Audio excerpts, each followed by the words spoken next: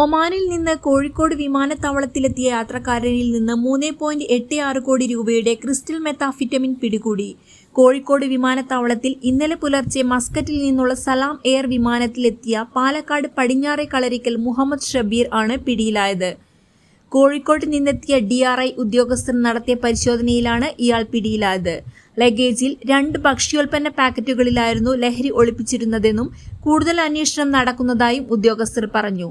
അടുത്തിടെയായി വിദേശത്തു നിന്നെത്തുന്ന യാത്രക്കാരിൽ നിന്ന് ലഹരി പിടികൂടുന്നുണ്ട്. News desk air 1.